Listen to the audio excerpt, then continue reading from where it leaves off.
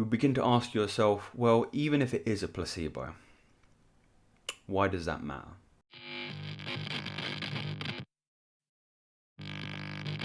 So I often like to say that if you subscribe to this channel, then you no longer subscribe to weakness.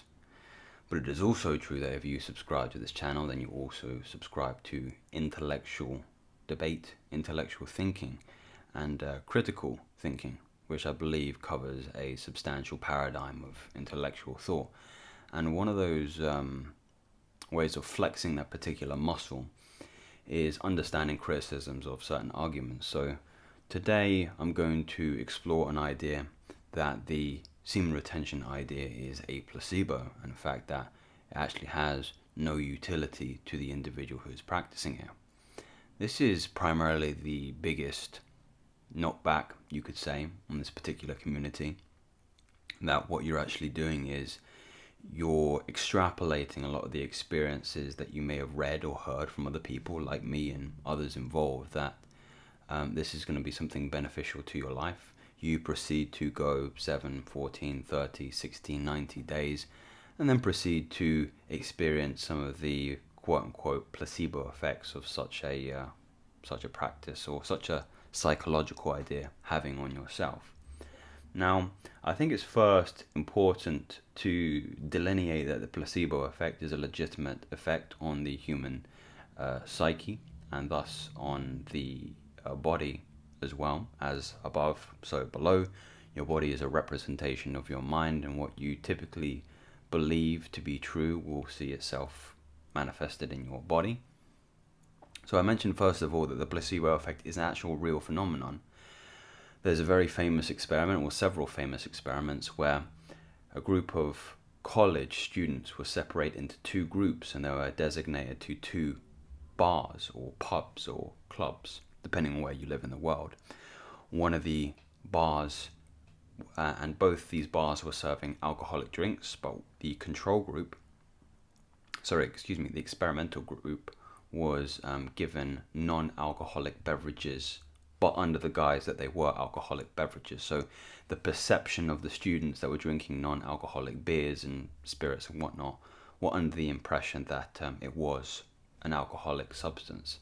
And what was curious to note is the researchers observed no difference in how these students behaved, regardless of the fact that there was no alcohol in some of the beverages that they consumed. So the similar kind of behavior that you would expect to see somebody drinking at a free bar, slurred speech, some decreasing abilities in a balance, and your ability to articulate yourself well. All of these things were noted to be deteriorating, regardless of the fact, again, that the drinks were non-alcoholic. So the placebo effect is a very, very real phenomenon. And this, I believe you can go on a very deep tangent and start talking about how your beliefs create the world that you see, which is 100% true.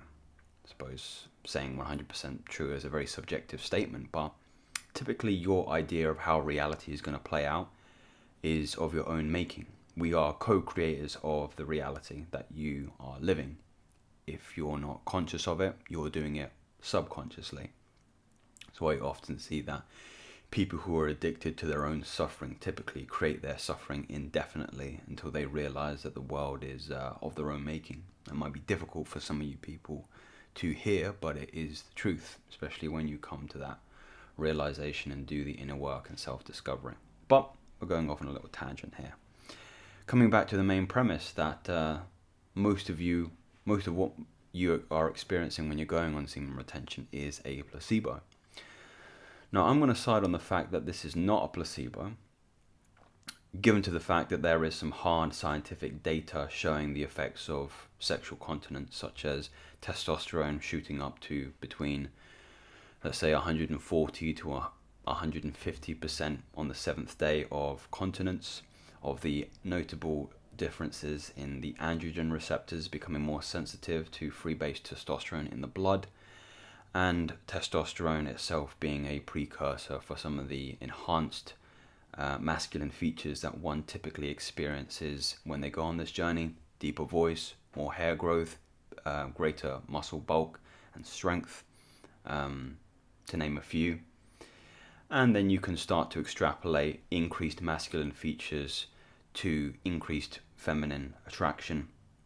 Of course, feminine women are going to be more attracted to masculine men. And then there's a little bit of, let's say, less scientifically hard data on things like pheromones. I mentioned in that very popular pheromones video that there typically isn't any scientific data that I am currently aware of that shows that human beings excrete pheromones. But then again, that is not to say that we don't. It's very difficult to do that experiment, and you can make some extrapolations to other mammals and mating seasons and how they typically excrete more of those pheromones in those particular seasons. Human beings don't really have mating seasons. We just kind of gorge our own sexual pleasure indefinitely. So there is some grey area there for me, and I think that if there was a prominent researcher, scientific intellectual, that wanted to do that experiment, I think that would be a very, very good one. But it's inherent in all the animal kingdom that they excrete some kind of choosing signals, pheromones, and those general attractive signals that tell the opposite member of the species that they're ready to mate and reproduce. But that's again, leaning more on the less scientifically grounded data. In my personal experience, this is something that I think you can make a strong argument that this can be both real and a placebo, in that you're reaping the benefits of being on such a journey and also being influenced by the countless success stories of other people can have an effect on how your body responds to this kind of thing. Like I mentioned before in that previous experiment, you are the co-creator of your reality, and what you ever perceive to be true will be true. And then we get to the root of the real question here, which is for those people that are more cynical of this idea of retention and celibacy. You have to get behind why the particular question is being asked. And that question is being asked through the individuals that are having challenges on this journey, or simply don't want to give up their own addictions to lust and pornography and sex addiction. And if you actually get behind the question, you begin to ask yourself, well, even if it is a placebo, why does that matter? If I'm still reaping the benefits of going through the trials and tribulations of bettering myself, of even reducing the time spent of watching adult material and degenerate material, that's going to make you a better. I think everybody would be far healthier if they abated that kind of poisonous pixels, especially younger children. They came to the realization that this is it's a drug, really. I mentioned many times before the effects pornography has on the brain is it runs parallel to Class A drugs like heroin and cocaine, and most of our children, most of maybe your brothers, your siblings, are running around with Class A drugs in their pocket that they can access from anywhere with an internet access and a mobile phone. So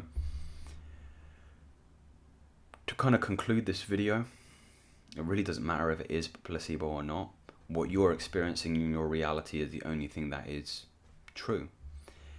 If this is something that doesn't bear much fruit for you, then you can go back to a life of compulsively self-pleasuring yourself. It makes no difference to me.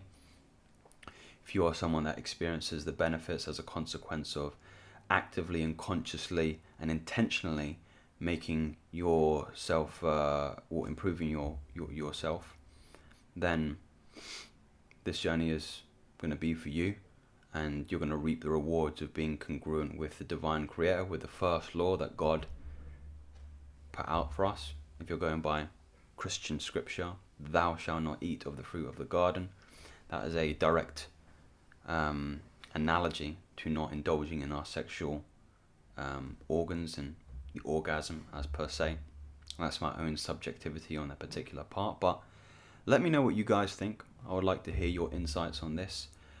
As I prefaced, this is a platform for intellectual debate and discovery. So if you subscribe to anything of what I've said here, you can subscribe to me, and I'll talk to you again very, very soon, brothers. Take care.